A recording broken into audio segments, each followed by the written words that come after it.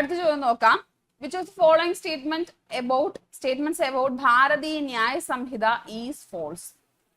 ഭാരതീയ ന്യായ സംഹിത നിങ്ങൾക്കറിയാം, നമ്മുടെ IPSCയും CRPCയും എവിഡൻസ് ആക്ടും ഒക്കെ സ്ട്രാപ്പ് ചെയ്തിട്ട് കൊണ്ടുവന്നിട്ടുള്ള സംസ്കൃത പേരിലുള്ള നമ്മുടെ തനത് നിയമങ്ങളാണ് ഭാരതീയ ന്യായ സംഹിത എന്ന് പറയുന്നത്, അല്ലെ?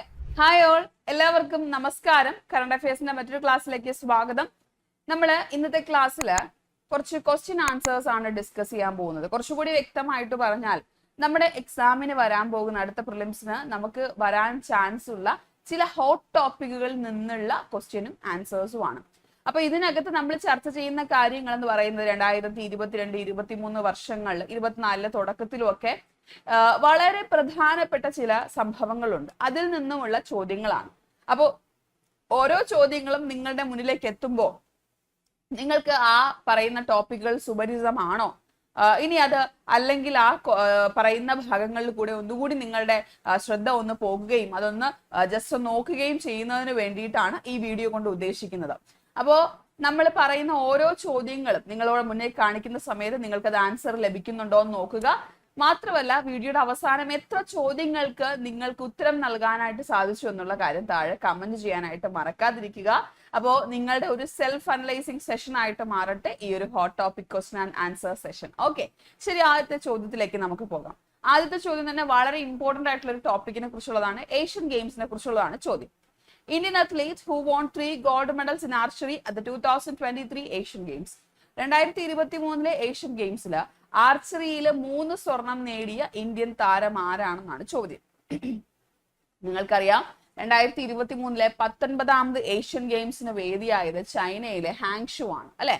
ചൈനയിലെ ഹാങ്ഷുവിൽ വെച്ചിട്ടാണ് നമ്മുടെ 19ാമത് ഏഷ്യൻ ഗെയിംസ് നടന്നിട്ടുണ്ടായിരുന്നത്. നമ്മൾ ഏഷ്യൻ ഗെയിംസിനെ കുറിച്ചുള്ള ഡീറ്റെയിൽ ആയിട്ടുള്ള ക്ലാസ് നമ്മൾ ചെയ്തിട്ടുണ്ടായിരുന്നു, അല്ലെ? നമ്മുടെ മെയിൻ ചാനലിലുണ്ട്.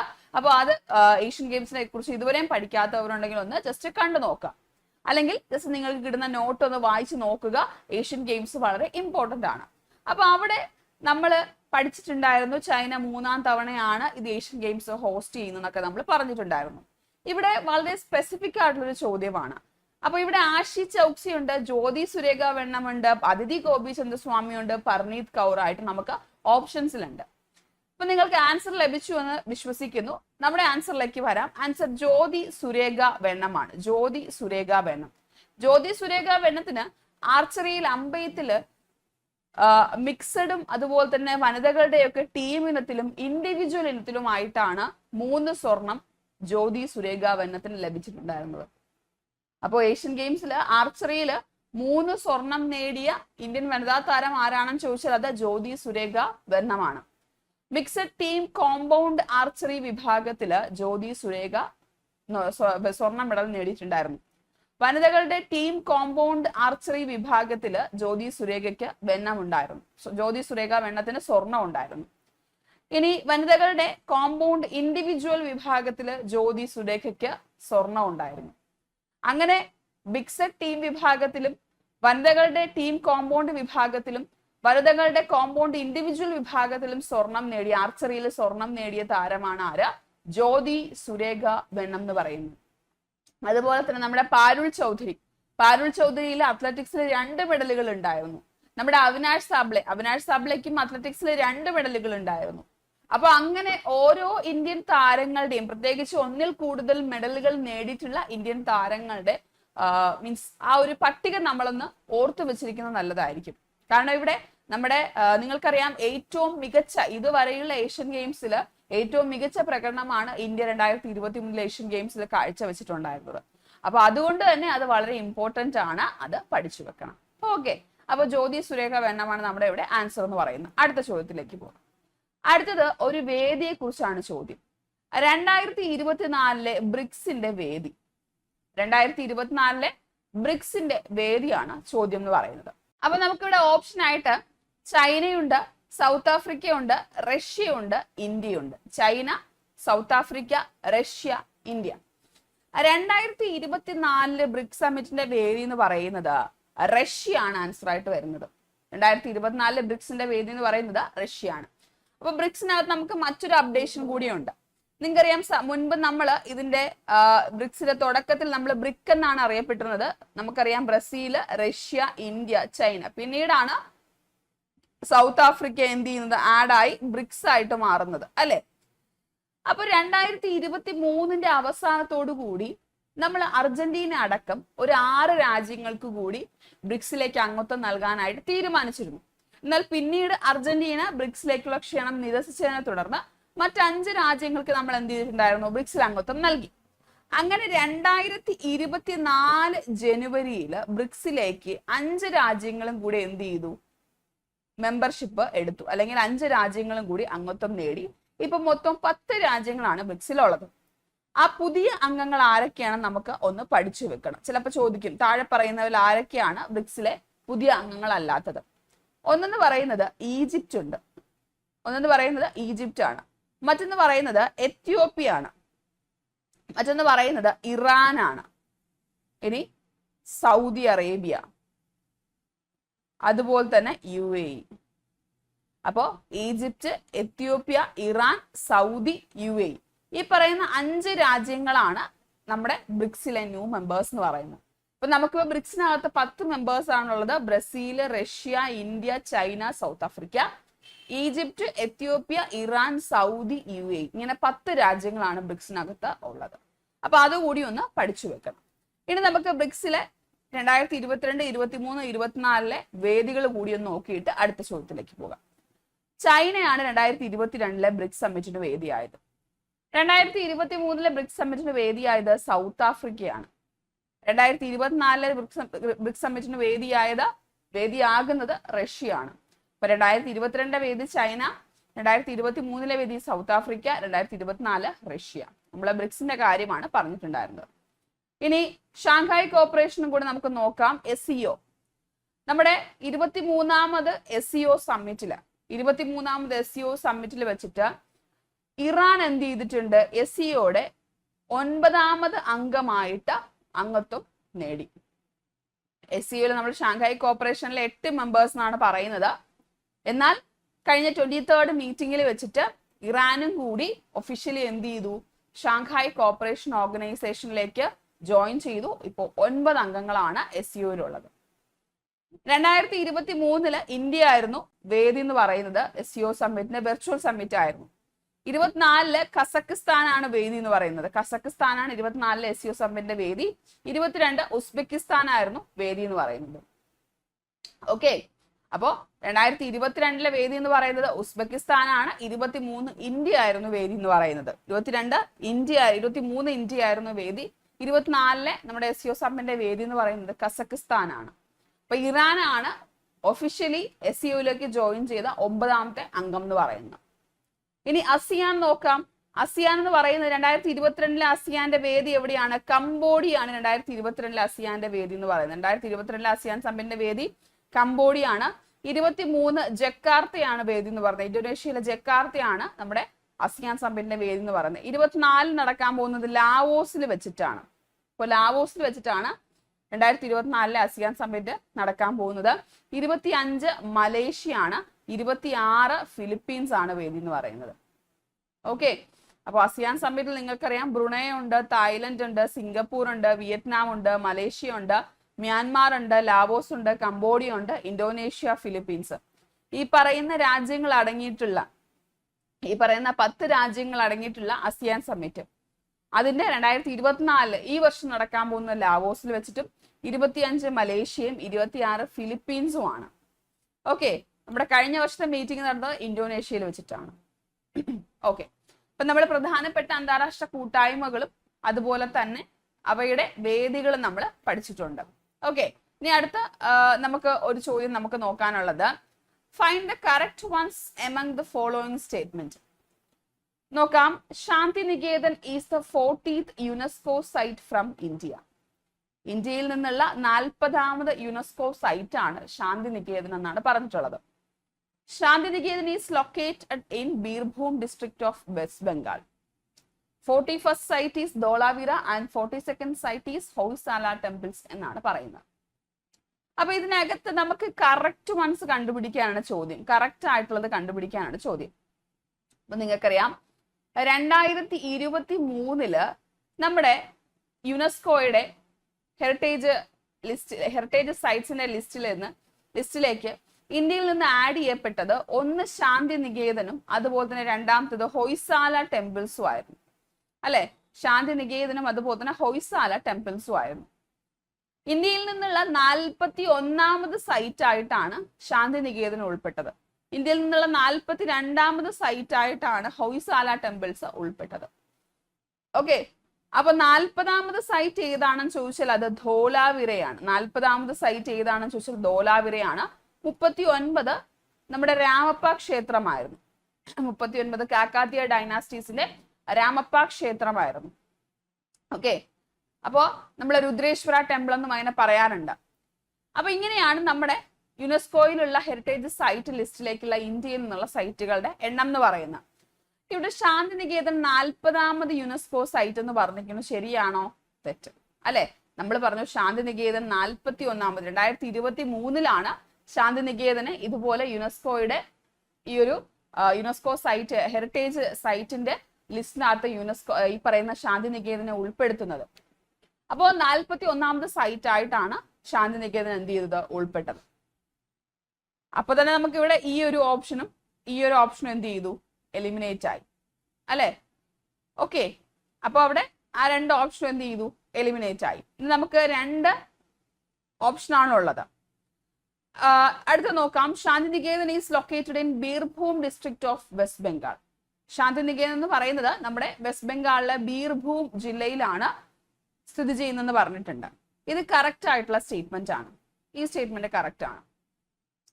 അടുത്തത് 41st site is Dholavira and 42nd site is Hoysala temples. ഇത് ശരിയാണോ? തെറ്റാണ്. നമുക്കറിയാം 41ാമത് സൈറ്റ് എന്ന് പറയുന്നത് ശാന്തിനികേതനാണ്. ശാന്തിനികേതനാണ് 41ാമത് സൈറ്റ്. 40ാമത്തെ സൈറ്റ് ആണ് ധോലാവിര എന്ന് പറയുന്നത്. സോ അപ്പൊ ആ ഒരു സ്റ്റേറ്റ്മെന്റും എന്താണ്? തെറ്റാണ്. അപ്പൊ നമുക്ക് ആൻസറിലേക്ക് വരാം. ആൻസർ B2 ഓൺലി എന്ന് പറയുന്ന ആൻസർ ആണ് നമുക്കിവിടെ കറക്റ്റ് ആയിട്ടുള്ളത്. അതായത് കറക്റ്റ് ആയിട്ടുള്ള സ്റ്റേറ്റ്മെന്റ് 2 മാത്രമാണ്. ശാന്തിനികേതൻ എന്ന് പറയുന്നത് വെസ്റ്റ് ബംഗാളിലെ ബീർഭൂം ജില്ലയിലാണ് സ്ഥിതി ചെയ്യുന്നത്.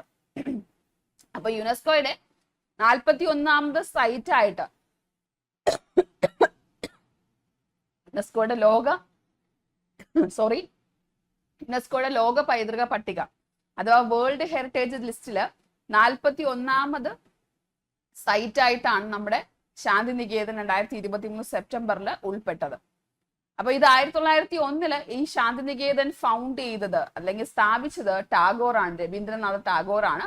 ഒരു റെസിഡൻഷ്യൽ സ്കൂൾ ആയിട്ടാണ്, കലയുടെയും അതുപോലെ തന്നെ കൾച്ചറിന്റെയും സംസ്കാരത്തിന്റെയൊക്കെ ഒരു റെസിഡൻഷ്യൽ സ്കൂളായിട്ട് എന്ത് ചെയ്തു? 1901 നമ്മുടെ ടാഗോർ എന്ത് ചെയ്യാണ്? ശാന്തിനികേതൻ സ്ഥാപിക്കുകയാണ്.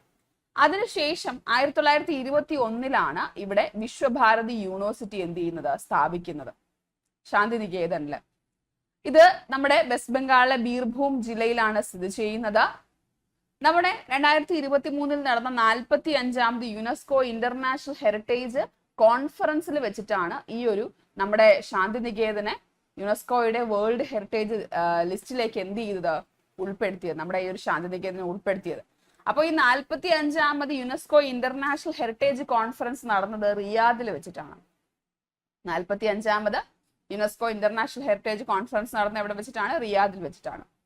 ഇനി നമ്മുടെ യുനെസ്കോയുടെ വേൾഡ് ഹെറിറ്റേജ് സൈറ്റിലെ ലിസ്റ്റിലേക്ക് 2023 സെപ്റ്റംബറിൽ 42ാമത് ഇന്ത്യയിൽ നിന്നുള്ള 42ാമത് സൈറ്റ് ആയിട്ട് ഉൾപ്പെട്ടത് ഹൊയ്സാല ടെമ്പിൾസ് ആണ്. കർണാടകയിലെ ഹൊയ്സാല ടെമ്പിൾസ്. നമ്മുടെ ഹൊയ്സാല ടെമ്പിൾസ് എന്ന് പറയുമ്പോൾ ബേലൂർ, ഹലബിഡ്, അതുപോലെ തന്നെ സോംനാഥ്പുര എന്ന് പറയുന്ന 3 ക്ഷേത്രങ്ങൾ അടങ്ങിയിട്ടുള്ള ഈ ഹൊയ്സാല ടെമ്പിൾസ് ആണ് നമ്മുടെ യുനെസ്കോയുടെ വേൾഡ് ഹെറിറ്റേജ് സൈറ്റിൽ ഉൾപ്പെട്ട ഇന്ത്യയിൽ നിന്നുള്ള 42ാമത് സൈറ്റ് എന്ന് പറയുന്നത്. ഓക്കെ, അപ്പൊ ആ ഒരു രീതിയിൽ തന്നെ ഒന്ന് പഠിച്ചു വെക്കണം. ഈ ഒരു ഭാഗത്തു നിന്നൊക്കെ സ്റ്റേറ്റ്മെന്റ് വൈസ് ചോദിക്കും. മുൻപ് ധോലാവിരയെ കുറിച്ചും രാമപ്പ ക്ഷേത്രത്തെ കുറിച്ചും ഒക്കെ സ്റ്റേറ്റ്മെന്റ് വൈസ് ചോദിച്ചിട്ടുണ്ട്. അതുകൊണ്ടാണ് ഈ ഒരു ചോദ്യം ഇവിടെ ഉൾപ്പെടുത്തിയത്. ഓക്കെ, അപ്പൊ യുനെസ്കോയുടെ 41ാമത് സൈറ്റ് ഏതാണെന്ന് ചോദിച്ചാൽ ശാന്തിനികേതനാണ്. 42 ഏതാണെന്ന് ചോദിച്ചാൽ ഹൊയ്സാല ടെമ്പിൾസ് ആണ്. പഠിച്ചു വെക്കണേ. 42 സൈറ്റുകളാണ് ഇതുവരെ. ആസ് ഓഫ് നൗ എന്ന് പറയുമ്പോൾ 2024 വരെ, നമ്മുടെ 24 ഒരു മാർച്ച് മാസം വരെ നമ്മൾ പറയുകയാണെങ്കിൽ 42 സൈറ്റുകളാണ് യുനെസ്കോയുടെ വേൾഡ് ഹെറിറ്റേജ് ലിസ്റ്റിലേക്ക് ഇന്ത്യയിൽ നിന്ന് ഉൾപ്പെട്ടിട്ടുള്ളത്. അതുപോലെ തന്നെ 2023 നമ്മുടെ ഗുജറാത്തിലെ ഒരു എന്താ നാടോടി നൃത്ത കലാരൂപമായിട്ടുള്ള ഗർഭ ഡാൻസ് എന്ത് ചെയ്തിട്ടുണ്ട്, യുനെസ്കോയുടെ റെപ്രസെന്റേറ്റീവ് ലിസ്റ്റിനകത്ത് എന്ത് ചെയ്തിട്ടുണ്ട്, ഉൾപ്പെട്ടിട്ടുണ്ട്. അപ്പൊ നിങ്ങൾക്കറിയാം സാധാരണയായിട്ട് നമ്മുടെ ഈ ഒരു വേൾഡ് ഹെറിറ്റേജ് സൈറ്റിനകത്ത് ഉൾപ്പെടുന്നത് ചരിത്രപരമായിട്ടുള്ള സ്മാരകങ്ങളും ഒക്കെ, ചരിത്ര പ്രധാനമായിട്ടുള്ള, അതുപോലെ തന്നെ എന്താ വളരെ നമ്മൾ കാത്തു സൂക്ഷിക്കേണ്ടുന്ന ചില സൈറ്റുകളും ഒക്കെയാണ് നമ്മൾ എന്ത് ചെയ്യുന്നത് ഈ വേൾഡ് ഹെറിറ്റേജ് സൈറ്റിനകത്ത്, യുനെസ്കോയുടെ വേൾഡ് ഹെറിറ്റേജ് സൈറ്റിനകത്ത് ഉൾപ്പെടുന്നത്. ഇവിടെ നമുക്ക് യുനെസ്കോയുടെ മറ്റൊരു ലിസ്റ്റ് ഉണ്ട്, representative list of the intangible cultural heritage. Intangible cultural heritage ഇതിനകത്ത് നമ്മുടെ നൃത്തരൂപങ്ങളും അതുപോലെ തന്നെ നമ്മുടെ സാംസ്കാരിക കലാരൂപങ്ങളും ഒക്കെയാണ് യുനെസ്കോയുടെ ഈ ഒരു റെപ്രസെന്റേറ്റീവ് ലിസ്റ്റിനകത്ത് ഉൾപ്പെടുന്നത്. അപ്പൊ മുൻപ് നമുക്ക് 2021-22 ആ ഒരു 21 കാലഘട്ടത്തിലൊക്കെ നമ്മുടെ കൊൽക്കത്തയിലെ വലിയൊരു എന്താ ആചാരമായിട്ടുള്ള ദുർഗപൂജ ഇതുപോലെ യുനെസ്കോയുടെ റെപ്രസെന്റേറ്റീവ് ലിസ്റ്റ് എന്ത് ചെയ്തിട്ടുണ്ടായിരുന്നു, ആഡ് ചെയ്യപ്പെട്ടിട്ടുണ്ടായിരുന്നു.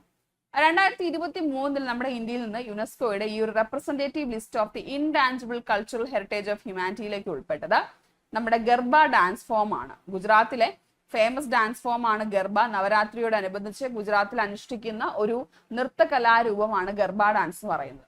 ഈ ഒരു ഡാൻസ് ഫോമും കൂടെ എന്ത് ചെയ്തിട്ടുണ്ട്, യുനെസ്കോയുടെ ഈ ഒരു representative list of the intangible cultural heritage, നമുക്ക് കാണാൻ പറ്റാത്ത നമ്മുടെ സംസ്കാരത്തിൽ അലിഞ്ഞു ചേർന്നിരിക്കുന്ന ചില ആചാരങ്ങളെയും അനുഷ്ഠാനങ്ങളെയും നൃത്തരൂപങ്ങളൊക്കെയാണ് ഇതിനകത്ത് എന്ത് ചെയ്യുന്നത്, നമ്മൾ ഉൾപ്പെടുത്തുന്നത്, യുനെസ്കോ ഉൾപ്പെടുത്തുന്നത്. സോ അതിനകത്ത് ഉൾപ്പെട്ടിട്ടുള്ളത് ഗർഭ ഡാൻസ് ആണ്. ഓക്കെ, ശരി. അപ്പൊ ജസ്റ്റ് ഒന്ന് പറഞ്ഞു എന്നേ ഉള്ളൂ. അടുത്ത നോക്കാം. A centralized web-based application that digitizes the functioning of state legislature in India. അതായത് നമ്മുടെ ഇന്ത്യയിൽ നമ്മുടെ നിയമസഭകളെ പേപ്പർ രഹിതമാക്കുന്നതിനായിട്ട്, നിയമസഭകളെ നടപടിക്രമങ്ങൾ പേപ്പർ രഹിതമാക്കുന്നതിന് വേണ്ടിയിട്ടും, അതുപോലെ തന്നെ എല്ലാം നമ്മുടെ സ്റ്റേറ്റ് ലെജിസ്ലേച്ചേഴ്സിന്റെ ഫംഗ്ഷനിങ് എല്ലാം ഒരു കേന്ദ്രീകൃതമാക്കുന്നതിന് വേണ്ടിയിട്ടും കൊണ്ടുവന്നിട്ടുള്ള വെബ് ബേസ്ഡ് ആപ്ലിക്കേഷൻ എന്താണെന്നാണ് ചോദ്യം. അത് നാഷണൽ ഇ വിധാൻ ആപ്ലിക്കേഷൻ ആണോ, ചക്ഷു പോർട്ടൽ ആണോ, സഞ്ചാർ സാധി ആണോ, ഇ മോഡ് ലെജിസ്ലേഷൻ ആണോ എന്നാണ് ചോദ്യം. അപ്പൊ നമ്മുടെ ഇവിടുത്തെ ആൻസർ എന്ന് പറയുന്നത് നാഷണൽ ഇ വിധാൻ ആപ്ലിക്കേഷൻ ആണ്. നാഷണൽ ഇ വിധാൻ ആപ്ലിക്കേഷൻ നമ്മുടെ ഡിജിറ്റൽ ഇന്ത്യയുടെ ഭാഗമായിട്ട് നടത്തുന്ന 44 മിഷൻ മോഡ് പ്രോജക്റ്റുകളുണ്ട്. പല ഭാഗങ്ങളിലായിട്ട് അല്ലെങ്കിൽ പല മേഖലകളിലേക്ക് ഡിജിറ്റൈസേഷൻ കൊണ്ടുവരുന്നതിന്റെ ഭാഗമായിട്ട് നമ്മൾ 44 മിഷൻ മോഡുകൾ നമ്മൾ ഓൺ ചെയ്തിട്ടുണ്ട് ഈ ഒരു ഡിജിറ്റൽ ഇന്ത്യയുടെ ഭാഗമായിട്ട്. സോ അതിന്റെ ഭാഗമായിട്ടുള്ള ഒന്നാണ് ഈ ഒരു നാഷണൽ ഇ വിധാൻ ആപ്ലിക്കേഷൻ എന്ന് പറയുന്നത്. അതായത് നമ്മുടെ നിയമസഭകൾ എന്താക്കി മാറ്റണം, പേപ്പർലെസ് ആക്കി മാറ്റണം, അതായത് കടലാസു രഹിതമാക്കി മാറ്റുക എന്നൊരു ഉദ്ദേശത്തോടു കൂടിയാണ് ഈ നാഷണൽ ഇ വിധ ആപ്ലിക്കേഷൻ എന്ന് പറയുന്ന ഒരു വെബ് ബേസ്ഡ് പ്ലാറ്റ്ഫോം കൊണ്ടുവന്നിരിക്കുന്നത്. അപ്പോൾ ഇതുവഴി നമുക്ക് എന്ത് ചെയ്യാനായിട്ട് സാധിക്കും, നമ്മുടെ സംസ്ഥാനങ്ങളിലെ നിയമസഭകളുടെ പ്രവർത്തനങ്ങൾ ഏകോപിപ്പിക്കുക മാത്രമല്ല കടലാസുരഹിതമാക്കാനായിട്ട് സാധിക്കും. ഇത് ആദ്യമായിട്ട് നടപ്പിലാക്കിയ സംസ്ഥാനം എന്ന് പറയുന്നത് നാഗാലാൻഡ് ആണ്. നാഷണൽ ഇ വിധാൻ ആപ്ലിക്കേഷൻ ആദ്യമായിട്ട് നടപ്പിലാക്കിയത് നാഗാലാൻഡ് ആണ്. അതും കൂടി ഒന്ന് ഓർത്തിരിക്കണം കേട്ടോ. അപ്പൊ നമ്മുടെ കേരള ഹൈക്കോടതി പോലുള്ള നമ്മുടെ ഇന്ത്യയിൽ ആദ്യമായിട്ടാണ് ഒരു ഹൈക്കോടതി എന്ത് ചെയ്യുന്നത്, പേപ്പർലെസ് ആയിട്ട് മാറുന്നത് അല്ലെ. നമ്മളിപ്പോ കംപ്ലീറ്റ് ഡിജിറ്റൈസേഷൻ കൊണ്ടുവരാനായിട്ട് നമ്മൾ ശ്രമിക്കുകയാണ്. നമ്മുടെ കാർഷിക സർവകലാശാലയൊക്കെ ഈ ഗവേണൻസിന്റെ ഭാഗമായിട്ട് ഇത്തരത്തിൽ എന്താ ഇലക്ട്രോണിക് മാർഗങ്ങളിലൂടെ അവരുടെ ഗവേണൻസ് കാര്യങ്ങൾ കൈകാര്യം ചെയ്യാനായിട്ട് സ്റ്റാർട്ട് ചെയ്തു. അത് നമ്മൾ പഠിച്ചാണ് നമ്മുടെ കാർഷിക സർവകലാശാല. സോ അങ്ങനെ നമ്മുടെ പല ഇൻസ്റ്റിറ്റ്യൂഷനുകളും പേപ്പർലെസ് ആയിട്ട് മാറുന്നതിന്റെ ഭാഗമായിട്ട് നിയമസഭകളെയും അങ്ങനെ നമ്മൾ മാറ്റുന്നതിനായിട്ടാണ് ഈ ഒരു സംവിധാനം കൊണ്ടുവന്നിരിക്കുന്നത്.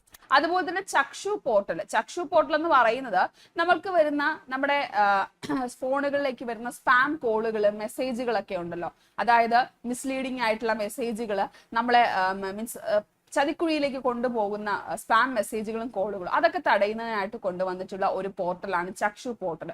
അതുപോലെ തന്നെ സഞ്ചാർ സാധി, ഈ സഞ്ചാർ സാധി എന്ന് പറയുന്ന പോർട്ടലിനോട് ചേർന്നാണ് ചക്ഷു പോർട്ടൽ പ്രവർത്തിക്കുന്നത്.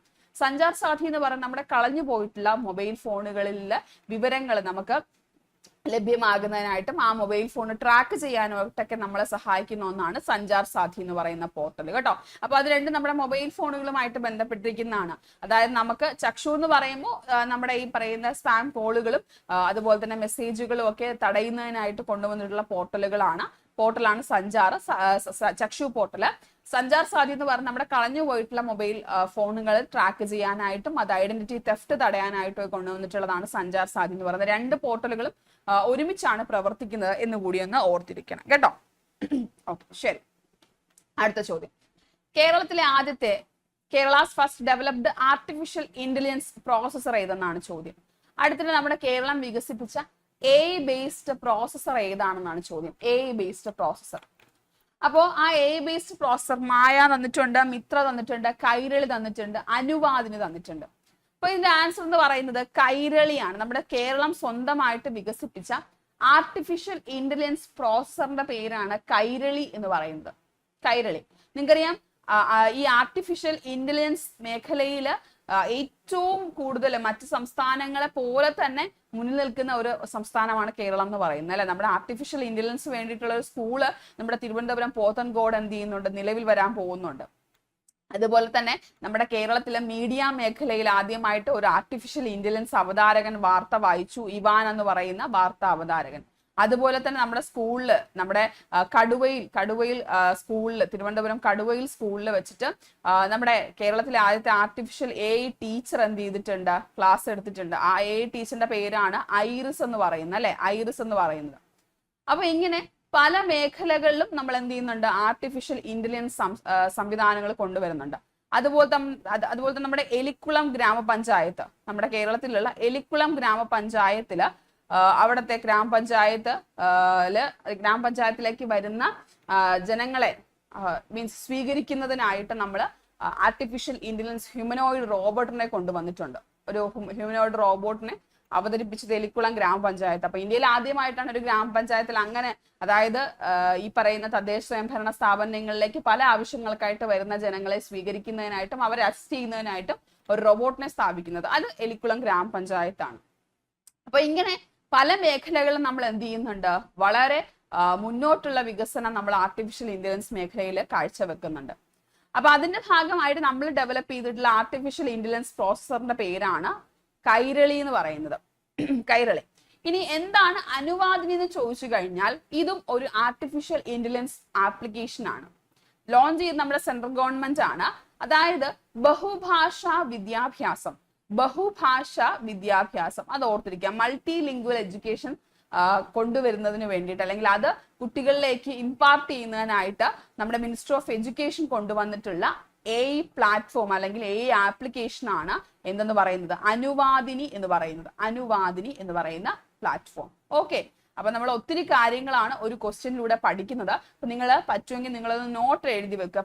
പല ഡേറ്റകളാണ് നമ്മൾ ഒരുമിച്ച് കൊണ്ടുവരുന്നത്. ഓക്കെ, അപ്പോൾ നമ്മുടെ കേരളം ഡെവലപ്പ് ചെയ്തിട്ടുള്ള ആർട്ടിഫിഷ്യൽ ഇന്റലിജൻസ് പ്രോസസറിന്റെ പേരാണ് എന്താ, കൈരളി എന്ന് പറയുന്നത്. നമ്മൾ ഇവാന്റെ കാര്യം പറഞ്ഞു, AI ടീച്ചർ ഐറസിന്റെ കാര്യം പറഞ്ഞു, എലിക്കുളം ഗ്രാമപഞ്ചായത്തിന്റെ കാര്യം പറഞ്ഞു. അതുപോലെ നമ്മുടെ തിരുവനന്തപുരം പോത്തൻകോട് എന്ത് വരുന്നു എന്ന് പറഞ്ഞു, AI സ്കൂൾ അല്ലെ, ആർട്ടിഫിഷ്യൽ ഇന്റലിജൻസ് മേഖലയിലെ സ്കൂൾ നിലവിൽ വരുന്നുണ്ട് എന്ന് നമ്മൾ പറഞ്ഞിട്ടുണ്ടായിരുന്നു. ഓക്കെ, അടുത്തത് നമുക്ക് നോക്കാം. അപ്പൊ നമ്മുടെ ഈ ഒരു കൈരളി എന്ന് പറയുന്ന ഈ ഒരു പ്രോസസർ ഉണ്ടല്ലോ, ആർട്ടിഫിഷ്യൽ ഇന്റലിജൻസ് പ്രോസസർ, ഇത് ഡെവലപ്പ് ചെയ്ത് ആരാണെന്ന് ചോദിച്ചാൽ നമ്മുടെ ഡിജിറ്റൽ യൂണിവേഴ്സിറ്റി ആണ് കേട്ടോ. ഡിജിറ്റൽ യൂണിവേഴ്സിറ്റിയിലെ റിസർച്ചേഴ്സ്, ഗവേഷകരാണ് ഇതെന്ത് ചെയ്തത്, വികസിപ്പിച്ചതെന്ന് ഓർത്തിരിക്കുക. കൈരളി എന്ന് പറയുന്ന ആർട്ടിഫിഷ്യൽ ഇന്റലിജൻസ് പ്രോസസർ വികസിപ്പിച്ചത് ഡിജിറ്റൽ യൂണിവേഴ്സിറ്റിയിലെ റിസർച്ചേഴ്സ്, ഗവേഷകരാണ് കണ്ടെത്തിയത്. അടുത്തത് നോക്കാം. സ്പേസുമായിട്ട് ബന്ധപ്പെട്ട ചോദ്യമാണ്. Japan Space Agency JAXA's probe which was successfully landed on the moon in January 19, 2024. 2024 ജനുവരി 19 നമ്മുടെ ചന്ദ്രനിലേക്ക് സേഫ് ആയിട്ട് ലാൻഡ് ചെയ്തിട്ടുള്ള അല്ലെങ്കിൽ സക്സസ്ഫുള്ളി ലാൻഡ് ചെയ്ത ജാക്സയുടെ, ജാക്സ എന്ന് പറയുമ്പോൾ ജപ്പാന്റെ സ്പേസ് ഏജൻസിയാണ് ജാക്സ എന്ന് പറയുന്നത്. ജാക്സയുടെ ആ ഒരു മൂൺ മിഷൻ ഏതാണെന്നാണ് ചോദ്യം. അപ്പൊ നമ്മുടെ ഇവിടുത്തെ ആൻസർ എന്ന് പറയുന്നത് സ്ലിം ആണ്. സ്ലിം. നിങ്ങൾക്കറിയാം നമ്മുടെ റഷ്യ, US, ചൈന, ഇന്ത്യ ഈ രാജ്യങ്ങൾക്ക് ശേഷം ചന്ദ്രനിൽ സേഫ് ആയിട്ടുള്ള അല്ലെങ്കിൽ സോഫ്റ്റ് ലാൻഡിംഗ് നടത്തുന്ന മറ്റൊരു രാജ്യമാണ് ജപ്പാൻ എന്ന് പറയുന്നത്.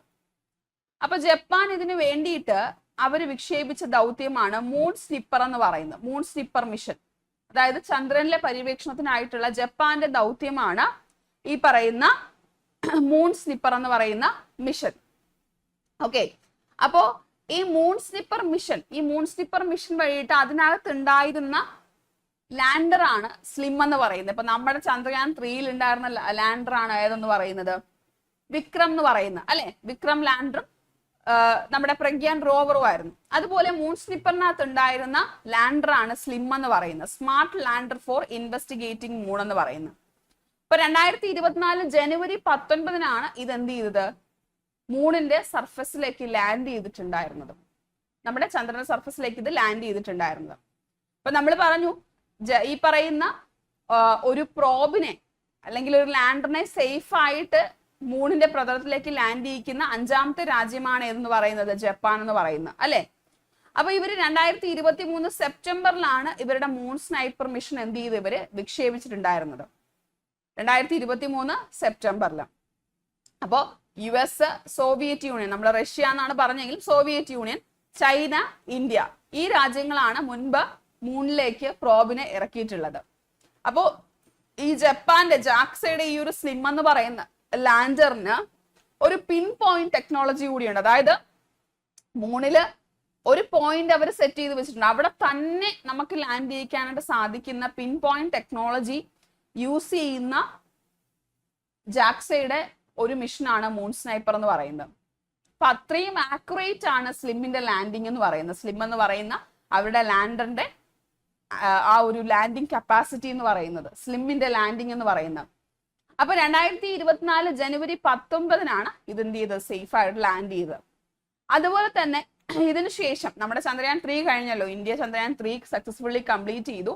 ഇനി നമ്മൾ അടുത്തതായിട്ട് നമ്മുടെ ഇന്ത്യ നമ്മൾ ഉദ്ദേശിക്കുന്നത് ചന്ദ്രനില് റോബോട്ടിക് ഫീച്ചേഴ്സ് ഉള്ള ലാൻഡറും റോവറും അയച്ചതിനു ശേഷം അവിടെ നിന്ന് കൃത്യമായിട്ട് ഈ റോബോട്ടിക് ഫീച്ചേഴ്സ് ഉള്ള ലാൻഡറും റോവറും യൂസ് ചെയ്ത് ചന്ദ്രനിലെ കല്ലും മണ്ണും ഒക്കെ ശേഖരിച്ച് ഭൂമിയിൽ എത്തിച്ച് ശാസ്ത്രീയമായിട്ട് പഠനം നടത്തി കൂടുതൽ കാര്യം കണ്ടെത്താനായിട്ടാണ് നമ്മൾ ഇന്ത്യ ഉദ്ദേശിക്കുന്നത്. അത് ജപ്പാനുമായിട്ട് നമ്മൾ ചേർന്നാണ് ആ ഒരു പഠന പദ്ധതി ISRO ആവിഷ്കരിക്കുന്നത്. ജപ്പാനുമായിട്ട് ചേർന്നിട്ടായിരിക്കും നമ്മൾ ജപ്പാൻ ISRO മിഷൻ ആയിരിക്കും. അപ്പൊ അതിന്റെ പേരാണ് ലൂപെക്സ് എന്ന് പറയുന്നത്. അതിന്റെ പേരെന്താണ്, ലൂപെക്സ് എന്നാണ് നമ്മൾ പറയുന്നത്. ഓക്കെ, ഇപ്പൊ ലൂപെക്സ് എന്നാണ് അതിനെ നമ്മൾ പറയുന്നത്, അത് നിങ്ങൾ ഓർത്തിരിക്കുക. അതായത്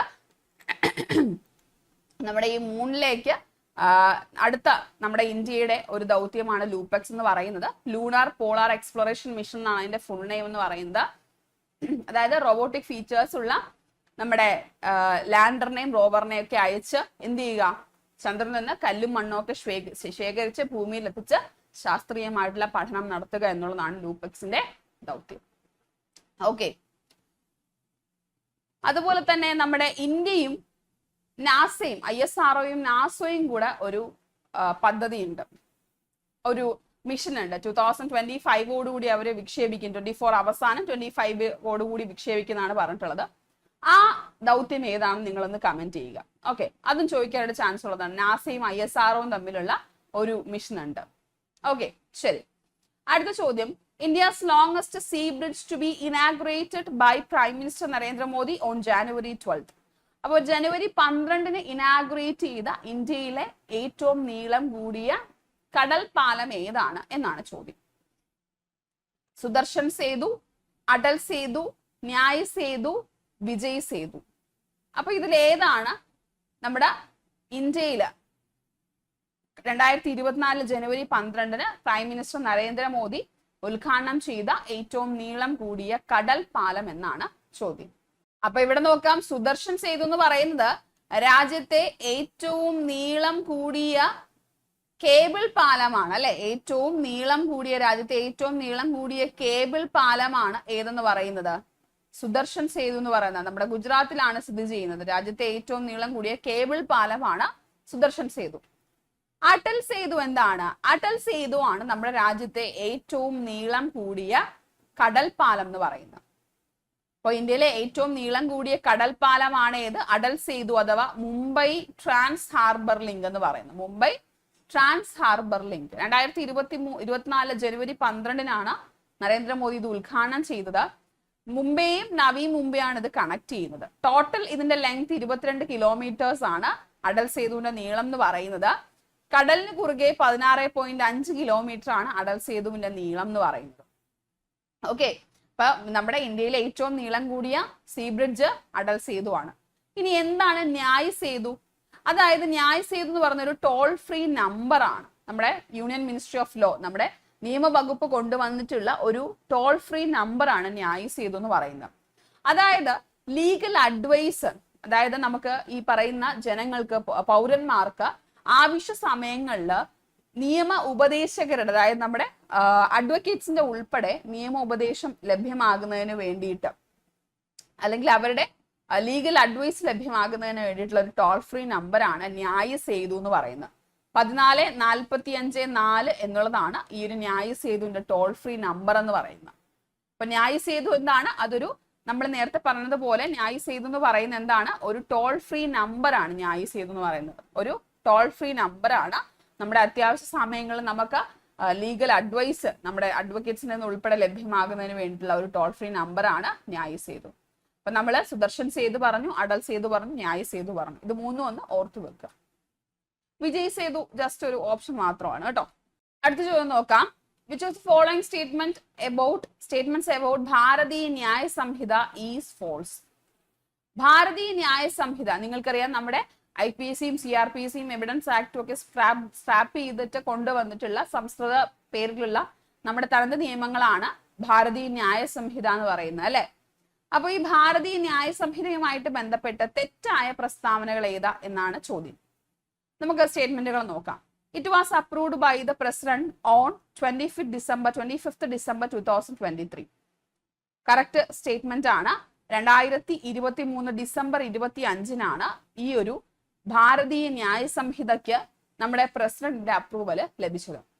ഇനി the bill was introduced in the Lok Sabha by law minister Arjun Ram Meghwal എന്നാണ് പറഞ്ഞിരിക്കുന്നത്. തെറ്റായ സ്റ്റേറ്റ്മെന്റ് ആണ്. നിങ്ങൾക്കറിയാം, അമിത് ഷായാണ് ഇത് എന്ത് ചെയ്തത്? ഈ ഒരു ബില്ല് അവതരിപ്പിച്ചത്. അതായത് നമ്മുടെ മറ്റു 3 നിയമങ്ങളും എടുത്തു മാറ്റി ഈ നിയമം കൊണ്ടുവരുന്നതിനായിട്ടുള്ള ബില്ല് അവതരിപ്പിച്ചത് അമിത് ഷായാണ്. ഇനി section 377 struck down by the Supreme Court in 2018 was included in it. അതായത് 2018 നമ്മുടെ സുപ്രീം കോടതി സ്ട്രാക്ക് ഡൗൺ ചെയ്തിട്ടുള്ള, അല്ലെങ്കിൽ സ്ട്രക്ക് ഡൗൺ ചെയ്തിട്ടുണ്ടായിരുന്ന ഒരു സെക്ഷനാണ് സെക്ഷൻ 377 എന്ന് പറയുന്നത്. അത് നമുക്ക് പറയാനായിട്ട് സാധിക്കും. അതായത് നമ്മുടെ എന്താ പറയുന്നത്, ഒരു അൺനാച്ചുറൽ ആയിട്ടുള്ള, പറയുന്നത് അൺനാച്ചുറൽ സെക്ഷൽ ഒഫൻസസ്, അതിന് ക്രിമിനലൈസ് ചെയ്യുന്ന ഒരു സെക്ഷനാണ് സെക്ഷൻ 377 എന്ന് പറയുന്നത്. അപ്പൊ അത്തരത്തിൽ ഈ 377 സുപ്രീം കോടതി 2018 സ്ട്രക്ക് ഡൗൺ ചെയ്തിട്ടുള്ളതാണ്. അത് നമ്മുടെ ഈ ഒരു ഭാരതീയ ന്യായ സംഹിതയിൽ ഉൾപ്പെടുത്തിയിട്ടുണ്ടോ? ആൻസർ ഇല്ല. അത് നമ്മുടെ ഈ ഒരു ഭാരതീയ ന്യായ സംഹിതയിൽ അതും ഉൾപ്പെടുത്തിയിട്ടില്ല. അപ്പൊ അത് തെറ്റായിട്ടുള്ള സ്റ്റേറ്റ്മെന്റ് ആണ്. നമ്മുടെ തെറ്റായിട്ടുള്ള സ്റ്റേറ്റ്മെന്റ് 2 and 3 ഓൺലി ആണ്. അപ്പൊ നമുക്കിനി ഭാരതീയ ന്യായ സംഹിതയെ കുറിച്ച് നോക്കാം. 2023 ഓഗസ്റ്റ് മാസം ആണ് ഇതെന്ത് ചെയ്തത്? ആദ്യമായിട്ട് ഈ ഒരു ഭാരതീയ ന്യായ സംഹിതയ്ക്ക് വേണ്ടിയിട്ടുള്ള, അതായത് നമ്മുടെ ക്രിമിനൽ നിയമങ്ങൾ പൊളിച്ചെഴുതാനായിട്ടുള്ള ഈ ഒരു ബില്ല് അമിത്ഷാ ആദ്യമായിട്ട് അവതരിപ്പിക്കുന്നത്, ലോക്സഭയിൽ അവതരിപ്പിക്കുന്നത് 2023 ഓഗസ്റ്റ് 11-നാണ് ആദ്യം അവതരിപ്പിക്കുന്നത്. എന്നിട്ട് പിന്നീട് വീണ്ടും ഈ ഒരു ബില്ലിന്റെ റിവൈസ്ഡ് ഫോം, അല്ലെങ്കിൽ ഒരു റിവൈസ്ഡ് ബില്ല് 2023 ഡിസംബർ 12-ന് വീണ്ടും അമിത്ഷാ അവതരിപ്പിക്കുന്നുണ്ട്. ഒരു റിവൈസ്ഡ് ഫോം 2023 ഡിസംബർ 12-ന് അമിത്ഷാ അവതരിപ്പിക്കുന്നുണ്ട്. അപ്പോൾ പിന്നീട് ഇത് അവതരിപ്പിച്ച ശേഷം പാർലമെന്ററി കമ്മിറ്റികൾക്ക് വേണ്ടി എന്ത് ചെയ്യുന്നുണ്ട്? ഇത് പഠിക്കുന്നതിനായിട്ട് വിട്ടു നൽകുകയും ചെയ്യുന്നുണ്ട്. അപ്പോ നമ്മുടെ Indian penal code, CRPC, Indian evidence act, ഇത് മൂന്നുമാണ് റീപ്ലേസ് ചെയ്യുന്നത്. IPC എന്തായിട്ട് മാറി? ഭാരതീയ ന്യായ സംഹിതയായിട്ട് മാറി. നമ്മുടെ CRPC എന്തായിട്ട് മാറി? ഭാരതീയ നാഗരിക സുരക്ഷാ സംഹിതയായിട്ട് മാറി. നമ്മുടെ ഇന്ത്യൻ എവിഡൻസ് ആക്ട് എന്തായിട്ട് മാറി? ഭാരതീയ സാക്ഷിയായിട്ട് മാറും. അതായത് നമ്മുടെ ഈ പറയുന്ന ബ്രിട്ടീഷ് അല്ലെങ്കിൽ കൊളോണിയലിന്റെ ആ ഒരു കൊളോണിയൽ ലെഗസി ഉൾക്കൊള്ളുന്ന ഈ നിയമങ്ങൾ ഒരിക്കലും ജസ്റ്റിസ് നൽകുന്നില്ല, നീതി നൽകുന്നില്ല, പിന്നീട് പണിഷ്മെന്റ് ആണ് കൂടുതൽ നൽകുന്നത് എന്നുള്ള ഒരു ആരോപണത്തെ തുടർന്നാണ് നമ്മുടേതായിട്ടുള്ള നിയമങ്ങൾ കൊണ്ടുവരാനായിട്ട് കേന്ദ്ര സർക്കാർ തീരുമാനിച്ചത്. അപ്പോൾ ന്യായ സംഹിതയും അതുപോലെ തന്നെ നമ്മുടെ ഭാരതീയ നാഗരിക സുരക്ഷാ സംഹിതയും അതുപോലെ തന്നെ ഭാരതീയ സാക്ഷ്യവുമായിട്ട് മാറിയപ്പോൾ അതിനകത്തുള്ള സെക്ഷനുകൾക്ക് എന്തെങ്കിലും മാറ്റം വരുന്നുണ്ടോ എന്ന് ചോദിച്ചാൽ ഉണ്ട്. ഏകദേശം ചില 175 സെക്ഷനുകൾക്കോളം അവിടെ മാറ്റം വരുന്നുണ്ട്. പല സെക്ഷനുകളും എന്ത് ചെയ്യുന്നുണ്ട്, നമ്മൾ അമെൻഡ് ചെയ്യുന്നുണ്ട്. അപ്പൊ അവിടെ 2023 ഡിസംബർ 25-നാണ് പ്രസിഡന്റ് ഈ പറയുന്ന ഭാരതീയ ന്യായ സംഹിതയ്ക്ക് എന്ത് നൽകുന്നത്, അംഗീകാരം നൽകുന്നത്. അപ്പൊ നമ്മൾ 1860 ഇന്ത്യൻ പീനൽ കോഡ്, അതായത് IPC 1860 ഇന്ത്യൻ പീനൽ കോഡ്, അതുപോലെ തന്നെ നമ്മുടെ ഈ പറയുന്ന CRPC ഇന്ത്യൻ എവിഡൻസ് ആക്ട്, ഇതാണ് നമ്മൾ എന്ത് ചെയ്യുന്നത്, റീപ്ലേസ് ചെയ്യുന്നത്. അപ്പൊ അവിടെ നമുക്ക് പുതുതായിട്ട് വരുന്ന ഒഫൻസുകൾ ഏതൊക്കെയാണെന്ന് നോക്കാം. പുതുതായിട്ട് വരുന്ന ഒഫൻസുകൾ promise to marry, mob lynching, അതുപോലെ തന്നെ ഓർഗനൈസ്ഡ് ടെററിസം, നമ്മുടെ attempt to suicide, community service, ഇതൊക്കെ എന്ത് വരുന്നുണ്ട്, ഒരു പുതിയ ഒഫൻസ് ആയിട്ട് വരുന്നുണ്ട്. അതായത് നമുക്ക് ഇപ്പൊ വിവാഹ വാഗ്ദാനം നൽകി ചതിക്കുക എന്നൊക്കെ പറയത്തില്ലേ, അപ്പൊ അത് ഒരു ഒഫൻസ് ആയിട്ട് വരുന്നുണ്ട്.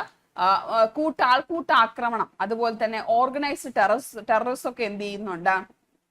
അപ്പോ ഇതായിട്ടൊരു ന്യൂ ഒഫൻസ് ആയിട്ട് നമ്മുടെ ഈ ഒരു പുതിയ നിയമത്തിൽ ചേർക്കുന്നുണ്ട്. അതുപോലെ തന്നെ ഡിലീഷൻസ് വന്നിട്ടുള്ളത് അൺനാച്ചുറൽ സെക്ഷൽ ഒഫൻസസ്, അതാണ് നമ്മൾ നേരത്തെ പറഞ്ഞത് സെക്ഷൻ 377. അതായത് നമ്മൾ പറയാറില്ല, അതായത് ഈ പറയുന്ന ലെസ്ബിയൻ, ഗേ അങ്ങനെയുള്ള കാര്യങ്ങളൊക്കെ ഇനി ക്രിമിനലൈസ് ചെയ്യുന്ന ഒരു സെക്ഷൻ ആയിരുന്നു 377 എന്ന് പറയുന്നത്. 2018 തന്നെ സുപ്രീം കോടതി സ്ട്രക്ക് ഡൗൺ ചെയ്തതാണ്. എന്നാൽ അത് എന്ത് ചെയ്തിട്ടുണ്ട്, ഇതിലേക്ക് കൊണ്ടുവന്നിട്ടില്ല. സെക്ഷൻ 377 എന്ത് ചെയ്തിട്ടുണ്ട്, section 377 of IPC which criminalised homosexuality, അതാണ് നമ്മൾ പറഞ്ഞത്. Among other unnatural sexual activities repealed completely, ഇവിടെ കൊണ്ടുവന്നിട്ടില്ല.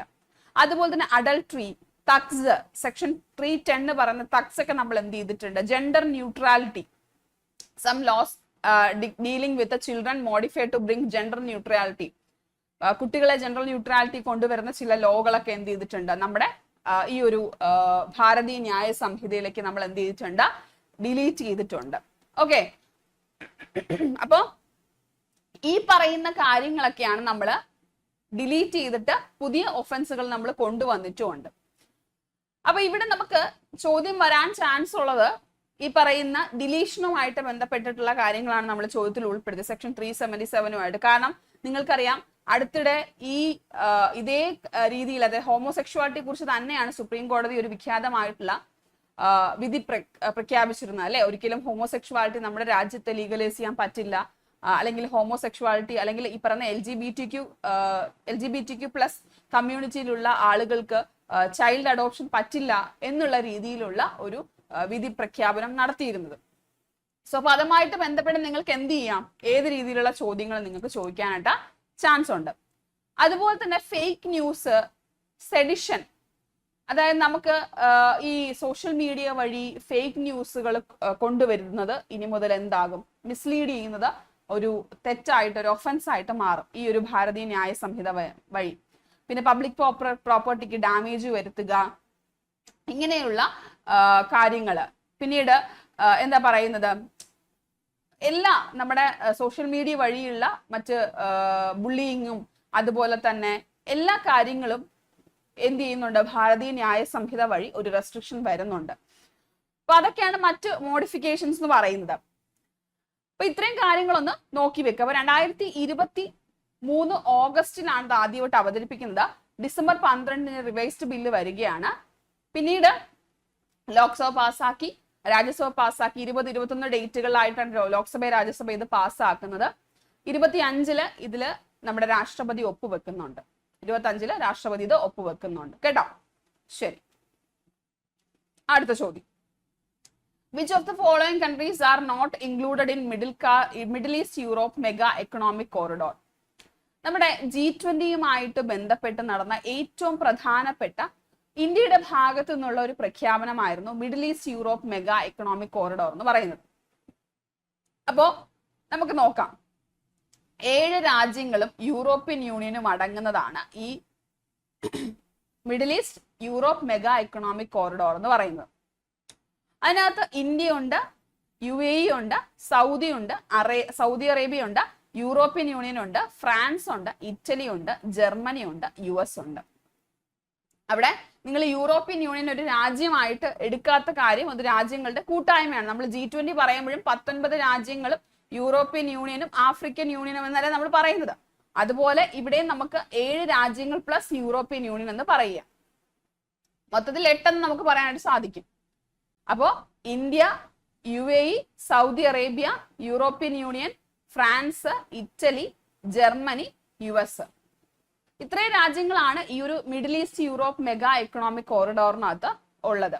അപ്പൊ ഇതിനകത്ത് നമുക്കറിയാം റെയിൽ ലിങ്ക് ഉണ്ട്, ഇലക്ട്രിസിറ്റി കേബിൾ ഉണ്ട്, ഹൈഡ്രജൻ പൈപ്പ് ലൈൻ വരുന്നുണ്ട്. അപ്പൊ ഈ രാജ്യങ്ങളുടെ ഒക്കെ മൊത്തത്തിലുള്ള ഒരു സഹകരണമാണ് ഈ ഒരു India Middle East Europe mega economic corridor വഴി നമ്മൾ ഉദ്ദേശിക്കുന്നത്. അപ്പൊ നിങ്ങൾക്കറിയാം നമ്മുടെ 2023 G20 ആദ്യത്വം വഹിച്ചത് ഇന്ത്യയാണ്. ഈ ഒരു G20 വെച്ചിട്ടാണ് ഇന്ത്യയുടെ നേതൃത്വത്തിൽ ഈ ഒരു India Middle east mega economic corridor നമ്മൾ അനൗൺസ് ചെയ്തിട്ടുണ്ടായിരുന്നത്.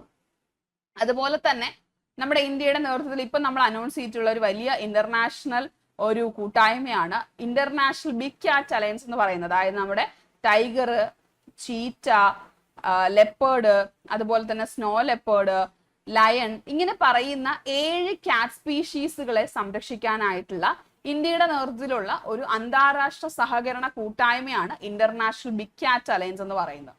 അപ്പോൾ നമ്മുടെ കേന്ദ്ര മന്ത്രിസഭ ഇപ്പോഴാണ് ഇതിന് അംഗീകാരം നൽകിയിട്ടുണ്ടായിരുന്നത്. അപ്പൊ തിരിച്ച് നമുക്ക് വീണ്ടും India Middle East Europe mega economic കോറിഡോറിലേക്ക് വരാം. അടുത്ത നമ്മുടെ 2024 G20 നടക്കുന്നത് എവിടെ വെച്ചാണ്? ബ്രസീലിൽ വെച്ചിട്ടാണ് അല്ലെ? ബ്രസീലിൽ വെച്ചിട്ടാണ്. അപ്പൊ നമ്മുടെ G20യുമായിട്ട് ബന്ധപ്പെട്ട കാര്യങ്ങൾ നമ്മൾ വിശദമായിട്ട് മുൻപ് പഠിച്ചിട്ടുണ്ട്. അപ്പൊ G20യെ കുറിച്ച് നിങ്ങൾ എന്തായാലും ഒരു ചോദ്യം എന്ത് ചെയ്യണം? പ്രതീക്ഷിക്കണം. അടുത്തത്, which of the following is not included in 2023 Nobel laureate? അതായത് ഫിസിക്സിലെ നൊബേൽ പുരസ്കാര ജേതാക്കൾ 2023 ഫിസിക്സ് നൊബേൽ പുരസ്കാരം ലഭിച്ചവരിൽ താഴെ പറയുന്നവരിൽ ഉൾപ്പെടാത്തത് ആര് എന്നാണ് ചോദ്യം. അപ്പൊ നമുക്ക് ഇവിടെ തന്നിട്ടുണ്ട് Drew Weissman, Pierre Agostini, Ferenc Krausz, Anne L'Huillier. അപ്പൊ നമ്മുടെ ഇവിടെ ആൻസർ എന്ന് പറയുന്നത് ഡ്രൂ വെയ്സ്മാൻ ആണ്. നിങ്ങൾക്കറിയാം 2023 വൈദ്യശാസ്ത്ര നൊബേൽ പുരസ്കാര ജേതാവാണ് ഡ്രൂ വെയ്സ്മാനും അതുപോലെ തന്നെ കാറ്റലിൻ കാരിക്കോയും അല്ലെ? കാറ്റലിൻ കാരിക്കോയും ഡ്രൂ വെയ്സ്മാനും. അവർക്ക് അവിടെ നമ്മുടെ COVID-19 mRNA വാക്സിൻ വികസിപ്പിച്ചതിനാണ് 2023 നൊബേൽ പുരസ്കാരം ആർക്ക് ലഭിച്ചിട്ടുണ്ടായിരുന്നത്? ഡ്രൂ വെയ്സ്മാനും കാറ്റലിൻ കാരിക്കോയ്ക്ക് ലഭിച്ചിട്ടുണ്ടായിരുന്നത്. 2023 ഫിസിക്സ് നൊബേൽ പുരസ്കാരം നമ്മുടെ ഭൗതിക ശാസ്ത്ര നൊബേൽ പുരസ്കാര ജേതാക്കള് Pierre Agostini, Ferenc Krausz, Anne L'Huillier എന്നിവരാണ്. പിയറി അഗോസ്തിനി എന്ന് പറയുന്നത് നിലവിൽ US-ലാണ് എന്ത് ചെയ്യുന്നത്? US-ലെ ഒരു ശാസ്ത്രജ്ഞനാണ്. ഇദ്ദേഹത്തിന് നേറ്റീവ് പ്ലേസ് എന്ന് പറയുന്നത് ടുണീഷ്യയാണ്. ചിലപ്പോൾ നേറ്റീവ് പ്ലേസ് ചോദിക്കാറുണ്ട്, ടുണീഷ്യയാണ്. ഇനി ഫെറൻസ് ക്രൗസ് നിലവിൽ ജർമ്മനിയിലുള്ള ഒരു ശാസ്ത്രജ്ഞനാണ് ഫെറൻസ് ക്രൗസ് എന്ന് പറയുന്നത്. പക്ഷെ ഇദ്ദേഹം എന്ന് പറയുന്നത് ഹംഗറിയിൽ ജനിച്ച ഒരു ഓസ്ട്രിയൻ ഫിസിസ്റ്റ് ആണ്. ആരെന്ന് പറയുന്നത്? ഫെറൻസ് ക്രൗസ് എന്ന് പറയുന്നത് ഹംഗറിയിൽ നിന്നുള്ള വ്യക്തിയാണ്. അവിടെ നേറ്റീവ് പ്ലേസ് ആണ് പറയുന്നത്. ആൻലെ ലുലിയർ എന്ന് പറയുന്നത് നിലവിൽ സ്വീഡനിലാണ് വർക്ക് ചെയ്യുന്നത് ആൻലെ ലുലിയർ എങ്കിലും ഫ്രാൻസിൽ നിന്നുള്ള വ്യക്തിയാണ് ആരെന്ന് പറയുന്നത്? ആൻലെ ലുലിയർ എന്ന് പറയുന്നത്. ചിലപ്പോൾ നേറ്റീവ് പ്ലേസ് ചോദിക്കുമ്പോൾ ഇങ്ങനെ ചോദിക്കാനായിട്ട് ചാൻസ് ഉണ്ട്. അപ്പൊ Pierre Agostini, Ferenc Krausz, Anne L'Huillier. അപ്പൊ ഇവർക്ക് ഇലക്ട്രോണുകളെ കുറിച്ചുള്ള പഠനത്തിന് കുറച്ചുകൂടി നമ്മൾ ആഴത്തിലേക്ക് പറയുവാണെങ്കിൽ ഇവർക്ക് ആറ്റോസെക്കൻഡ്സ് ഫിസിക്സ് എന്ന് പറയുന്ന മേഖലയിലെ പഠനത്തിനാണ് എന്ത് ലഭിച്ചത്? ഈ ഒരു പുരസ്കാരം ലഭിച്ചത്. അതായത് പ്രകാശത്തിന്റെ സൂക്ഷ്മ കണങ്ങളെ കുറിച്ചുള്ള ഒരുപാട് ഗവേഷണങ്ങൾക്ക് വഴി തുറന്ന എന്താ പറയുന്നത് ആറ്റത്തിലുള്ള ഇലക്ട്രോണുകളെ കുറിച്ചുള്ള പഠനത്തിനും വഴി തുറന്നിട്ടുള്ള ഗവേഷണങ്ങൾക്കാണ് നമ്മുടെ ഈ പറയുന്ന പിയറി അഗോസ്തിനിക്കും ഫെറൻസ് ക്രൗസിനും ആൻലെ ലുലിയറിനും 2023 ഭൗതിക ശാസ്ത്ര നൊബേൽ പുരസ്കാരം ലഭിച്ചത്. ഈ ഒരു ഭൗതിക ശാസ്ത്ര നൊബേൽ പുരസ്കാരം ലഭിക്കുന്ന 5ാമത്തെ വനിതയാണ് ആരെന്ന് പറയുന്നത്? ആൻലെ ലുലിയർ എന്ന് പറയുന്നത്. അതും കൂടി ഓർത്തു വെക്കണം. ഭൗതിക ശാസ്ത്ര നൊബേൽ പുരസ്കാരം ലഭിക്കുന്ന 5ാമത്തെ വനിതയാണ് ആൻലെ ലുലിയർ എന്ന് പറയുന്നത്. അപ്പൊ ഇവർക്ക് 3 പേർക്കുമാണ് 2023 ഭൗതിക ശാസ്ത്ര നൊബേൽ പുരസ്കാരം ലഭിച്ചത്. ആറ്റോസെക്കൻഡ്സ് മേഖലയിലെ ഇലക്ട്രോണുകളെ കുറിച്ചുള്ള പഠനത്തിനാണ് പുരസ്കാരം ലഭിച്ചത്. അടുത്ത ചോദ്യം, which of the following won the best national integration film award at the 69th national film awards? നമ്മുടെ 69ാമത് ദേശീയ ചലച്ചിത്ര പുരസ്കാരത്തില് മികച്ച സിനിമയ്ക്കുള്ള മികച്ച ദേശീയോദ്ഗ്രഥന സിനിമയ്ക്കുള്ള പുരസ്കാരം, നാഷണൽ ഇന്റഗ്രേഷനുള്ള ആ ഒരു തീം നൽകുന്ന പുരസ്കാരം ലഭിച്ച സിനിമ ഏതെന്നാണ് ചോദ്യം. അപ്പൊ നമ്മുടെ ഇവിടെ ആൻസർ എന്ന് പറയുന്നത് ദി കാശ്മീർ ഫയൽസ് ആണ്. The Kashmir files. നോക്കാം, 69ാമത് ദേശീയ ചലച്ചിത്ര പുരസ്കാരം മികച്ച നടൻ ആരായിരുന്നു? അല്ലു അർജുൻ ആയിരുന്നു അല്ലെ. പുഷ്പ ദ റൈസ് എന്ന് പറഞ്ഞ സിനിമയിലെ അഭിനയം. ഇനി മികച്ച നടി 2 പേർക്കാണ് പുരസ്കാരം ലഭിച്ചത്. ഒന്ന് ആലിയ ഭട്ടന് ഗംഗൂഭായി ദ കദിയാവാഡ് എന്ന് പറയുന്ന സിനിമയിലെ അഭിനയത്തിനും, കൃതി സനൻ മിമി എന്ന് പറയുന്ന സിനിമയിലെ അഭിനയത്തിന് കൃതി സനനുമാണ് മികച്ച നടിക്കുള്ള പുരസ്കാരം ലഭിച്ചത്. മികച്ച ഡയറക്ടർ നിഖിൽ മഹാജൻ ആയിരുന്നു. സിനിമ മറാത്തി ഫിലിം ഗോദാവരിക്കായിരുന്നു 2023 ലഭിച്ച 69ാമത് ദേശീയ ചലച്ചിത്ര പുരസ്കാരത്തിൽ മികച്ച സംവിധാനത്തിലുള്ള പുരസ്കാരം ലഭിച്ചത് മറാത്തി ഫിലിം ഗോദാവരിക്കാണ്. ഓക്കെ, നിഖിൽ മഹാജനാണ് സംവിധായകൻ. അദ്ദേഹത്തിനാണ് മികച്ച സംവിധാനത്തിനുള്ള പുരസ്കാരം ലഭിച്ചത്. ഇനി മികച്ച സഹനടൻ ആരാണെന്ന് ചോദിച്ചു കഴിഞ്ഞാൽ പങ്കജ് ത്രിപാഠിയാണ് മികച്ച സഹനടൻ എന്ന് പറയുന്നത്. മികച്ച സഹനടി ആരാണെന്ന് നോക്കിക്കേ, പല്ലവി ജോഷിയാണ് മികച്ച സഹനടി. കാശ്മീരി ഫയൽസ് ആണ് സിനിമ. ഇനി റോക്കട്രി ദി നമ്പി എഫക്റ്റ് ആണ് മികച്ച സിനിമ എന്ന് പറയുന്നത്. മികച്ച സിനിമ ഏതാണ്? Rocketry the Nambi effect. ഇനി മികച്ച എന്റർടൈൻമെന്റ് അല്ലെങ്കിൽ ജനപ്രീതി നേടിയിട്ടുള്ള ചിത്രം ഏതാണെന്ന് ചോദിച്ചു കഴിഞ്ഞാൽ അത് RRR ആണ്. കഴിഞ്ഞ വർഷത്തെ നമ്മുടെ ഓസ്കാറിന് തിളങ്ങി നിന്നിട്ടുള്ള ചിത്രമാണ് RRR. സോ അതാണ് മികച്ച ജനപ്രീതി നേടിയ ചിത്രം എന്ന് പറയുന്നത്. ഇനി മികച്ച നാഷണൽ ഇന്റഗ്രേഷൻ ഫിലിം ഏതാണെന്ന് ചോദിച്ചാൽ ദി കാശ്മീർ ഫയൽസ് ആണ്. ഇനി ഇന്ദിരാഗാന്ധി അവാർഡ്, അതായത് മികച്ച നവാഗതന സംവിധായകനുള്ള ഇന്ദിരാഗാന്ധി അവാർഡ് ലഭിച്ചത് വിഷ്ണു മോഹനാണ് മേപ്പടിയ എന്ന് പറഞ്ഞ സിനിമയ്ക്ക്. മികച്ച മലയാള സിനിമ ഹോം ആയിരുന്നു കേട്ടോ. ഇനി സ്പെഷ്യൽ ജൂറി മെൻഷൻ, നമ്മുടെ ഇന്ദ്രൻസിന് സ്പെഷ്യൽ ജൂറി മെൻഷൻ ഉണ്ടായിരുന്നു. മികച്ച ഹിന്ദി സിനിമ സർദാർ ഉദ്ധം ആയിരുന്നു മികച്ച ഹിന്ദി സിനിമ. മികച്ച കുട്ടികളുടെ ചിത്രം ഏതാണെന്ന് ചോദിച്ചാൽ ഗാന്ധി ആൻഡ് കോ ആയിരുന്നു. മികച്ച പാരിസ്ഥിതിക ചിത്രം ഏതായിരുന്നു ചോദിച്ചാൽ നമുക്കറിയാം ആവാസ വ്യൂഹമായിരുന്നു. ആവാസ വ്യൂഹം സംവിധാനം ചെയ്തത് കൃഷന്താണ്. ആവാസ വ്യൂഹമായിരുന്നു മികച്ച പാരിസ്ഥിതിക ചിത്രം എന്ന് പറയുന്നത്. ഓക്കെ, അതാണ് 69th ഫിലിം അവാർഡ്സിനെ കുറിച്ച് പഠിക്കാനുള്ളത്. ഇവിടെ നമുക്ക് നാഷണൽ ഇന്റഗ്രേഷൻ ചിത്രമൊക്കെ ഒന്ന് ഓർത്തിരിക്കാം. റോക്കട്രി ദി നമ്പി എഫക്ട് മികച്ച ചിത്രമായിരുന്നു കേട്ടോ, ബെസ്റ്റ് ഫിലിം ആയിരുന്നു. RRR നമ്മുടെ എന്റർടൈൻമെന്റ് ബെസ്റ്റ് ജനപ്രീതി നേടിയ ചിത്രമായിരുന്നു RRR എന്ന് പറയുന്നത്. അടുത്ത ചോദ്യം നോക്കാം. The Gramapanchayat won the 3rd position in the best governance category in the National Panchayati Raj Award 2023. 2023 ദേശീയ പഞ്ചായത്ത് രാജ് പുരസ്കാരങ്ങളിൽ മികച്ച ഗവേണൻസ് വിഭാഗത്തില് 3ാം സ്ഥാനം നേടിയ പഞ്ചായത്ത് ഏതാണെന്നാണ് ചോദ്യം. ചെറുതന, അളഗപ്പ, മേപ്പാടി, മീനങ്ങാടി. ഇവിടെ ആൻസർ എന്ന് പറയുന്നത് അളഗപ്പ നഗറാണ്. തൃശ്ശൂർ ജില്ലയിലെ അളഗപ്പ നഗറിനാണ് പുരസ്കാരം ലഭിച്ചത്. ചെറുതനെ കുറിച്ചൊക്കെ ഇപ്പൊ ചോദ്യം ചോദിച്ചു കഴിഞ്ഞു കേട്ടോ. ഇപ്പൊ 2023 ദേശീയ പഞ്ചായത്ത് അവാർഡ്സ് നമുക്ക് നോക്കാം. നമ്മുടെ സംസ്ഥാന തലത്ത് മികച്ച പ്രകടനം കാഴ്ചവെക്കുന്ന തദ്ദേശ സ്വയംഭരണ സ്ഥാപനങ്ങൾക്ക് നൽകുന്ന പുരസ്കാരമാണ് സ്വരാജ് ട്രോഫി എന്ന് പറയുന്നത്. അത് ദേശീയ തലത്തിലാകുമ്പോൾ പഞ്ചായത്ത് അവാർഡ്സ് എന്ന് തന്നെയാണ് പറയുന്നത്. ദേശീയ പഞ്ചായത്ത് പുരസ്കാരങ്ങൾ എന്നാണ് ദേശീയ തലത്തിൽ പറയുന്നത്. അപ്പൊ നമുക്ക് മികച്ച പഞ്ചായത്ത്, ജില്ലാ പഞ്ചായത്ത് 2023 ദേശീയ പഞ്ചായത്ത് പുരസ്കാരങ്ങളിൽ മികച്ച പഞ്ചായത്ത് ഏതായിരുന്നു? ജില്ലാ പഞ്ചായത്ത് ഒഡീഷയിലെ ഗഞ്ചം ആയിരുന്നു. ഇനി മികച്ച ബ്ലോക്ക് പഞ്ചായത്ത് ഒഡീഷയിലെ ഹിഞ്ച്ലിക്കുഡ് ആയിരുന്നു മികച്ച ബ്ലോക്ക് പഞ്ചായത്ത്. മികച്ച ഗ്രാമപഞ്ചായത്ത് നൻഗൊപ്പയായിരുന്നു. മിസോറാമിലെ നൻഗൊപ്പയായിരുന്നു മികച്ച ഗ്രാമപഞ്ചായത്ത്. ഇനി മികച്ച ശിശു സൗഹൃദ പഞ്ചായത്തിനുള്ള പുരസ്കാരങ്ങളിൽ 1ാം സ്ഥാനം നേടിയ നമ്മുടെ ആലപ്പുഴയിലെ ചെറുതനയ്ക്കാണ്. നമ്മളിത് പഠിച്ചപ്പോൾ നമ്മൾ പറഞ്ഞിട്ടുണ്ട് കുട്ടികൾ ചെറുതാണല്ലോ, അപ്പൊ ചെറുതന എന്ന് പഠിച്ചു വെക്കുക. ചെറുതന. ഇനി ദീൻദയാൽ ഉപാധ്യായ പഞ്ചായത്ത് സ്റ്റേറ്റ് വികാസ് അവാർഡ്, അതായത് സുസ്ഥിര വികസനത്തിനുള്ള കാറ്റഗറിയിൽ നൽകുന്ന, സുസ്ഥിര വികസനം പ്രോത്സാഹിപ്പിക്കുന്ന പഞ്ചായത്തുകൾക്ക് നൽകുന്ന ദീൻദയാൽ ഉപാധ്യായ പഞ്ചായത്ത് സതത് വികാസ് അവാർഡിൽ 1ാം സ്ഥാനം ലഭിച്ച നമ്മുടെ ആലപ്പുഴയിലെ വിയപുരം ഗ്രാമപഞ്ചായത്തിനാണ്. സസ്റ്റൈനബിൾ ഡെവലപ്മെന്റ് കാറ്റഗറിയിലാണ്. ഇനി നമ്മുടെ തൃശ്ശൂർ ജില്ലയിലെ അളഗപ്പ നഗറിനാണ് എന്ത് ലഭിച്ചിട്ടുണ്ടായിരുന്നത്? മികച്ച ഗവേണൻസ്, അതായത് മികച്ച ഗവേണൻസ് വിഭാഗത്തിലെ 3rd പൊസിഷൻ 3ാം സ്ഥാനം ലഭിച്ച നമ്മുടെ തൃശ്ശൂർ ജില്ലയിലെ അളഗപ്പ നഗറിനാണ്. ഇനി മീനങ്ങാടി, നമ്മുടെ നിങ്ങൾക്കറിയാം ഇന്ത്യയിൽ ആദ്യമായിട്ട് കാർബൺ ന്യൂട്രൽ പദ്ധതി ആരംഭിച്ച പഞ്ചായത്താണ് വയനാട്ടിലെ മീനങ്ങാടി പഞ്ചായത്ത്. മീനങ്ങാടിക്ക് കാർബൺ ന്യൂട്രൽ സ്പെഷ്യൽ അവാർഡാണ് ലഭിച്ചത്. കാർബൺ ന്യൂട്രൽ ആക്ടിവിറ്റിയിൽ പഞ്ചായത്ത് തലത്തിലെ കാർബൺ ന്യൂട്രൽ ആക്ടിവിറ്റികൾക്ക് നൽകുന്ന കാർബൺ ന്യൂട്രൽ സ്പെഷ്യൽ അവാർഡാണ് നമ്മുടെ മീനങ്ങാടിക്ക് ലഭിച്ചിട്ടുണ്ടായിരുന്നത്. ഓക്കെ, അപ്പൊ ഇത്രയും പുരസ്കാരങ്ങൾ ഒന്ന് പഠിച്ചു വെക്കണം, ഇതൊക്കെ ചോദിക്കാനായിട്ട് ചാൻസ് ഉണ്ട്. അപ്പൊ ഇത്രയും കാര്യങ്ങളാണ് നമുക്ക് ഇന്നത്തെ ക്ലാസ്സിൽ പഠിക്കാനുള്ളത്. സോ നിങ്ങൾക്ക് എത്ര മാർക്ക് കിട്ടി? നമ്മൾ വളരെ സിമ്പിൾ ആയിട്ടുള്ള കുറച്ച് ക്വസ്റ്റ്യൻസും കുറച്ച് നിങ്ങൾക്ക് ചിന്തിക്കാനുള്ള ക്വസ്റ്റ്യൻസും ഉൾപ്പെടുത്തിയിട്ടുണ്ടായിരുന്നു. അപ്പൊ ഇതിനകത്ത് നിങ്ങൾക്ക് എത്ര മാർക്ക് കിട്ടി എന്നുള്ള കാര്യം തീർച്ചയായിട്ടും താഴെ കമന്റ് ചെയ്യുക. ഓക്കെ.